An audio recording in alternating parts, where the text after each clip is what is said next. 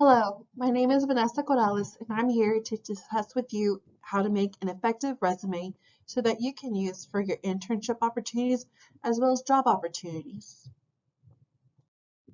An effective resume addresses all job requirements, demonstrates your ability to do the job, answers the employer's questions, breezes by the gatekeeper, as well as shows attention to detail. Tips for an effective resume. Make it professional and attractive. Target your resume. So make sure we tailor to the specific job you're applying to, as well as highlight your accomplishments. Make sure you put down that you graduated, or if you have any certificates, we want to make sure we highlight those. Weave in keywords such as collaborated, assisted. Focus on the employer's needs. Use requested delivery method. So if they're asking you to submit through Indeed, Handshake, or their own webpage, make sure you do. As well as make sure your resume is only 1 to 2 pages long. Make sure we have effective information that is current. So chop any extra. And proofread. Remember, spell check won't capture everything. Be truthful on your resume. So make sure everything that is listed there is the truth. Make it your own. And lastly, know your resume. So if you're asked any questions, you know what you're talking about. So there's many types of resumes that we can use in formatting. The specific one we're going to be speaking about is targeted resume, which has the summary added to the specific position you're applying for, matches the skills to the job posting that you're applying, as well as matches the years of experience that is required and education. So some resume don'ts. Make sure we leave off items of controversy, such as political affiliations, controversial activities that we do, religious beliefs, as well as let's keep off the personal information, listing your age, your height, your weight, race, ethnicity, or marital status. It is not necessary to have it on there, as well as references. Now, we want to make sure we have references, maybe 3 to 5 references on a separate sheet of your resume. And it's going to be your personal as well as your professional information.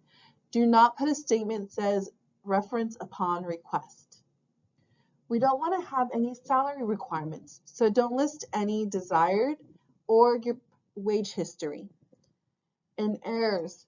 Check your resume several times for accuracy, consistency, correct use of grammar and spelling. Stick to single verb tenses as well as proofread your resume. So 10 ways to waste an opportunity on your resume. 1. Not bothering with the cover letter. 2. Giving your resume format a little flair. Number 3. Going long. Number 4. Focusing on your duties, not your accomplishments. Number 5. Having a selfish objective. Number 6. Being too generic. Number 7. Guesstimating your dates and titles. Number 8. Tell everyone why you left. Number 9. Include lots of personal information. And number 10. Assume spell check is good enough. So number 1, not bothering with the cover letter. Cover letters are so important to the application process. Many hiring managers will reject your resume if arrived without one. So we want to make sure our cover letter expands on your qualifications, explains any gaps of employment that you may have, as well as provide other information to entice the employer to read your resume and want to interview you and hire you. This is where you kind of get to give a little flair, entice them, make sure they want to read your resume and you stick out from the others.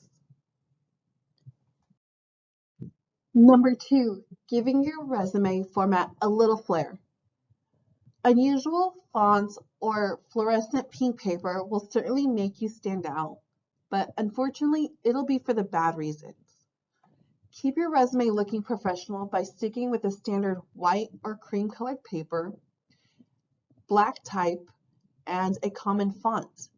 We want to make sure that when they're looking at your resume, it's easy for them to read the information and they're not searching for your information around your resume.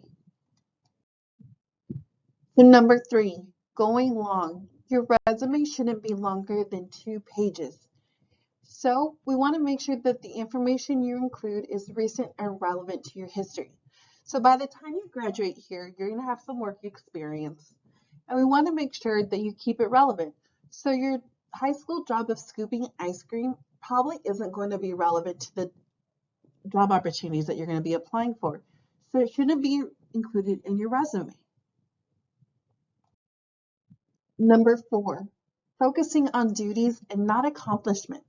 So instead of writing a list of job duties on your resume, demonstrate how each duty contributed to the company bottom line. For example, anyone can plan a company's fundraiser, but if you note that your fundraiser brought in 50% more money than the previous year's event, the hiring manager will take notice in your resume. Number 5, having a selfish objective. Employers are trying to determine whether you are a good fit for their organization. So everything on your resume should point to your experience. A profile summary conveniently displays your accomplishment and background and is far more effective than the generic statement of to gain experience. Number 6, being too generic. Always customize your resume and cover letter for each job and employer to which you apply. This way, you can tailor your materials to show how you will be the perfect fit for this position. Number 7, guesstimating your dates and titles.